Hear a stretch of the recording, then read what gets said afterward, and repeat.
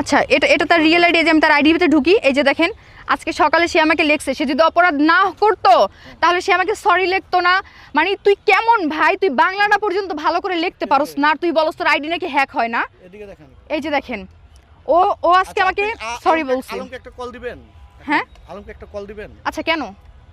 আপনার সাথে আলমের কি কথা হয়েছে একটু আমরা শুনবো। সে তো এখন বলবে না, সে কি এখন বলবে? সে যদি এটা বলতো তাহলে তো আমাকে সকালে নিয়ে ভিডিও বুক করতো না, যে মানুষ আমাকে নিয়ে সমালোচনা করতেছে, এনকে নিশি খান আমাকে নিয়ে ভাইরাল হতে চায়। ভাই তাকে নিয়ে ভাইরাল হওয়ার কিচ্ছু নাই। এই যে দেখেন আমি তাকে বলছি, সে যদি সব কিছু মিটমাট করতে হয় তাহলে আমার সাথে এসে আমার মুখোমুখি কথা বলতে হবে। সে যদি অপরাধ না করে থাকে, হিরো আলম তুমি আমার সামনে এসে আমার মুখোমুখি কথা বলো যদি তুমি অপরাধ না করে থাকো। এই যে দেখেন সে যদি অপরাধ না করতো তাহলে আমাকে সরি বলতো না। সরি বলছে, বাংলাটা ভালো করে লিখতে পারে না। আর সবাই বলে যে হিরো আলমের নাকি এটা ফেক আইডি, ভাই এটা রিয়েল আইডি। আচ্ছা এখন আপনি একটু কল দেন না, দেখেন ধরে কিনা। কল দিলে ধরবে, ধর একটু দেখি কি বলে। আচ্ছা ঠিক আছে, আচ্ছা ওকে, অ্যানাদার কল।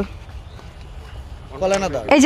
এই যে দেখেন আমাকে হচ্ছে আজকে কতবার কল দিছে দেখছেন। আচ্ছা আমি কি কল দিব? হ্যাঁ কল দিতে পারেন, সেটা আপনার ব্যক্তিগত বিষয়। আচ্ছা দেখি আমি একটু কল দিয়ে দেখি সে ধরে কিনা। আপনার সাথে কি যে আপনি যে সে এখন স্বীকার করবে না ভাইয়া, এখন কিছুতেই স্বীকার করবে না, কারণ সে অপরাধ। আমার না ভাইয়া কলের প্রয়োজন নাই। আমি বলবো হিরো আলম আমার সামনে এসে কথা বলুক। সে যদি অপরাধ না হয়ে থাকে আমার সামনে এসে কথা বলুক, আমার সাথে কথা বলুক, আমি এটা চাই। কলে শুনি মানে এটা যদি আপনার ফিলিংস হিরো আলমের প্রতি আসে ভাই, আপনি হিরো আলমকে ভাই আমি এতক্ষণ পরে হাসলাম কথাটা শুই না। মানে হিরো আলমকে দেখে ফিলিংস বা হচ্ছে আমার মনে চাইবে তাকে আসতেও তো পারে।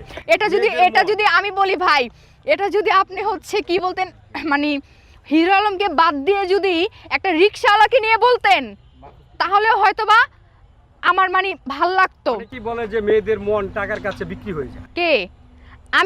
আমি টাকার কাছে বিক্রি হই না। যদি মাসুদ হয়, মাসুদ কে মাসুদ?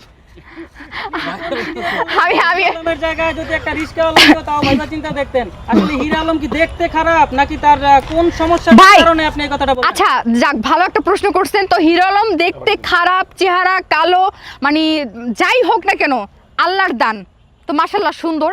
তো মূলত হয়েছে মানুষের চেহারার থেকে, রূপের থেকে, শরীরের থেকে তার চরিত্রটা ফ্রেশ হওয়া দরকার, যেটা হিরো আলমের মধ্যে নাই। এখন যদি ধরেন আপনাকে বিয়ে করব, আমি শক্তি দিয়ে কি করবো ভাই? ওর শক্তিতে আমি কি করবো? ওর শক্তি জায়েজ করবে রিয়ামণি, তারপর হচ্ছে ও যাদের সাথে পরকীয়া করে তারা করবে। ওর হিরো আলমের শক্তিতে আমি কি করবো?